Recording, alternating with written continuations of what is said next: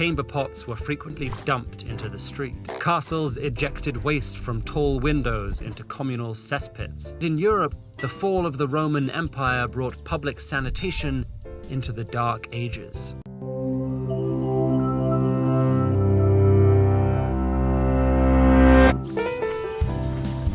On sunny days, the Roman citizens of Ostia could be found on a long stone bench near the Forum. Friends and neighbors exchanged news and gossip while simultaneously attending to more urgent business. These public latrines could seat up to 20 Romans at a time, draining waste in water conduits below. Today, most cultures consider trips to the restroom to be a more private occasion, but even when going alone, our shared sewage infrastructure is one of the most pivotal inventions in the history of humanity. While many ancient religious texts contain instructions for keeping waste away from drinking water and campsites, waste management took a more familiar shape as early as 3000 BCE. Ancient Mesopotamian settlements often had clay structures made for squatting or sitting in the most private room of the house. These were connected to pipes which used running water to move waste into street canals and cesspits. Water infrastructure like this flourished in the Bronze Age, and in some parts of the Indus Valley, nearly every house had a toilet connected to a city-wide sewage system. Ancient Cretan palaces even offered a manual flushing option. Researchers can't say for certain what inspired these early sewage systems, but we do know that waste management is essential for public health. Untreated sewage is a breeding ground for dangerous microorganisms, including those that cause cholera, dysentery, and typhoid. It would be several millennia before scientists fully understood the relationship between sewage and sickness, but the noxious odors of sewage have recorded associations with disease as early as 100 BCE. And by 100 AD, more complex sanitation solutions were emerging. The Roman Empire had continuously flowing aqueducts dedicated to carrying waste outside city walls. Chinese dynasties of the same period also had private and public toilets, except their waste was immediately recycled. Most household toilets fed into pigsties, and specialized excrement collectors gathered waste from public latrines to sell as fertilizer. In China, this tradition of waste management continued for centuries, but in Europe, the fall of the Roman Empire brought public sanitation into the Dark Ages. Pit latrines, called gongs, became commonplace, and chamber pots were frequently dumped into the street. Castles ejected waste from tall windows into communal cesspits. At night, so-called gong farmers would load up the waste before traveling beyond city limits to dump their cargo. Europe's unsanitary approach persisted for centuries, but toilets themselves underwent some major changes. By the late Middle Ages, most wealthy families had commode stools, wooden boxes with seats and lids. And in the royal court of England, the commodes were controlled by the groom of the stool.